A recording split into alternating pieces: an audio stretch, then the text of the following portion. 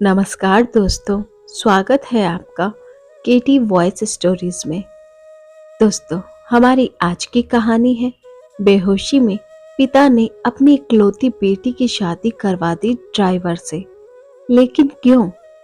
मेरा नाम प्रियंका है। मेरे पिता ने मेरे साथ जो किया वो कोई सोच भी नहीं सकता। मैं अपने पिता की इकलौती बेटी हूँ। हम बहुत ही रईस परिवार से हैं। हमारी एक कंपनी है। पैसों की कोई कमी नहीं है। बचपन से ही मुझे ऐशो आराम की आदत है। नौकर चाकर, गाड़ियां मेरे चारों तरफ रहती थी। मेरी जिंदगी में बहुत अच्छे से मैं जी रही थी।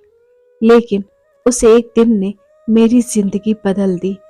हमारे यहाँ कुछ ही दिनों से एक नया ड्राइवर आया था। वो ड्राइवर जवान था, लेकिन वो मुझे पसंद नहीं था। वो ज्यादा सवाल पूछता था। कहाँ जा रहे हो? क्यों जाना है? इतना तो मेरे पापा मुझसे नहीं पूछते थे।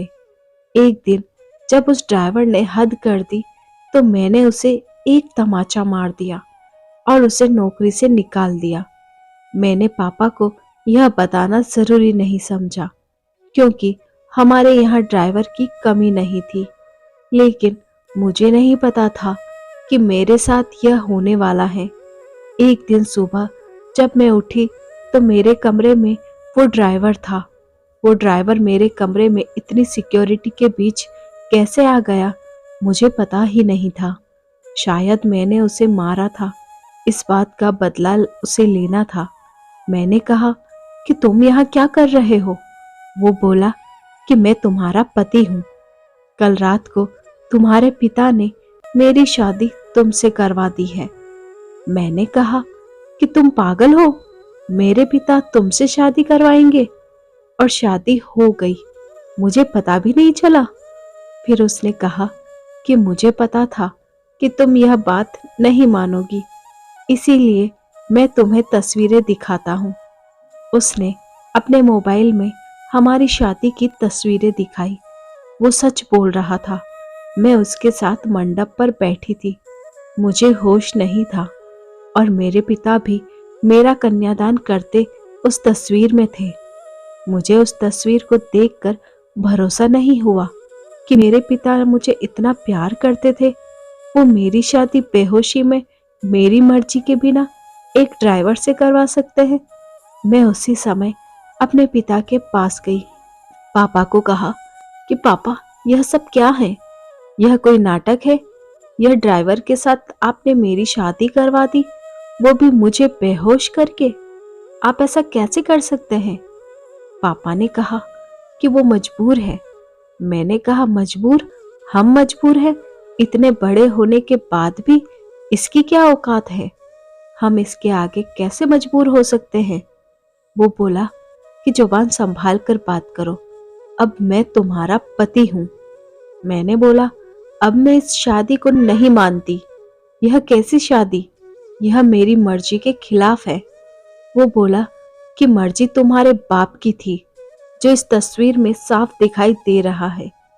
वो बोला, चलो अब मेरे साथ।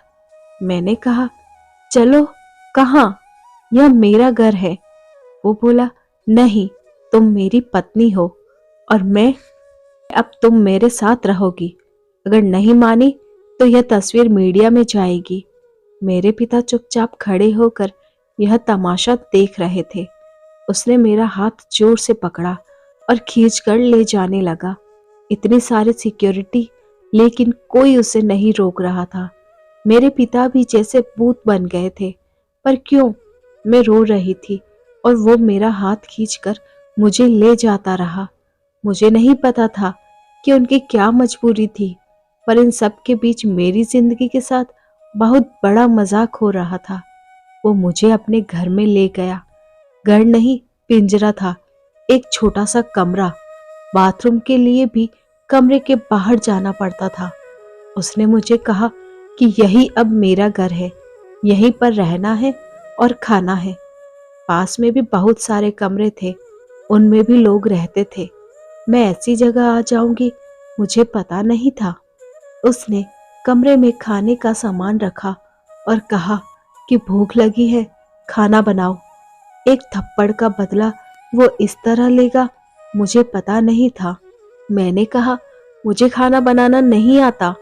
वो बोला, ठीक है, मैं कहीं खा लूंगा, तुम फिर भूखी रहो। वो इतना कहकर चला गया।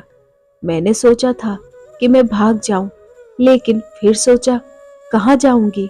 मेरे घर जा नहीं सकती। मैं वहीं रोती रही। भूखी शाम हो गई। मुझे भूख लग रही थी। ऐसी भूख मैंने अपनी जिंदगी में कभी महसूस नहीं की थी। मैं मेरे कमरे की चौखट पर बैठ गई, रो रो रही थी। पास के कमरे से एक औरत ने मुझे रोते देखा और कहा, क्या हुआ? मैंने कहा, भूख लगी है। वो बोली, इतनी सी बात? उसने अपने कमरे से एक रोटी और थोड़ी दाल मुझे दी। उसे मैंने खाया। मैंने हर तरह के पकवान खाए, लेकिन वो रोटी और दाल खाकर मुझे जो अनुभव हुआ, ऐसा लगा जैसे मैंने भगवान को पा लिया हो। रात हो गई थी। वो वापस आया। आते ही उसने कमरे का दरवाजा लगा लिया। मुझे डर था कि वो कहीं मेरे साथ जबरदस्ती ना करे, लेकिन वो चुपचाप एक कोने में सो गया। इतने बड़े महल से एक कमरे में, वो भी अजनबी के साथ। मैंने सोचा कि अब मैं यह सब बर्दाश्त नहीं करूंगी। मैं उस रात सोई नहीं और सुबह उसके उठने के पहले मैं कमरे से भाग निकली। मैं अपने एक दोस्त के यहाँ गई, लेकिन जब मैं उसके घर पहुंची तो उसने मुझे दरवाजे से अंदर नहीं आने दिया। बोला कि तुम्हारे पापा का फोन आया था कि अगर किसी ने तुम्हारी मदद की तो अंजाम अच्छा नहीं होगा। उसने मेरे मुंह पर दरवाजा बंद कर लिया। मैंने सोचा था कि वापस उस कमरे में नहीं जाऊंगी, लेकिन कुछ ही घंटों में मैं समझ गई कि मेरे लिए अभी उससे ज्यादा सुरक्षित कोई जगह नहीं है। इसलिए मैं वापस वहीं लौट आई।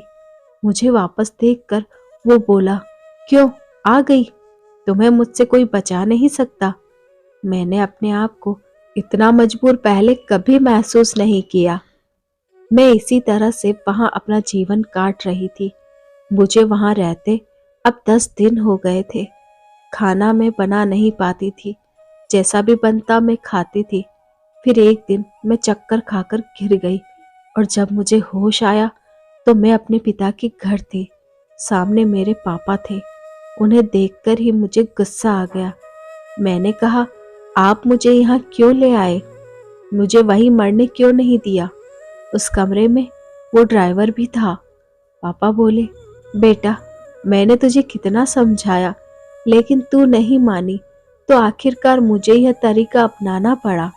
तुम जिस माहौल में रहकर 10 दिन में परेशान हो गई हो, उस जगह से उठकर मैंने यह सब बनाया है। तुम्हें यह सब ऐसे ही मिल गया तो तुम्हें इसकी कोई कद्र नहीं रह गई। तुम शराब के नशे में रहती हो।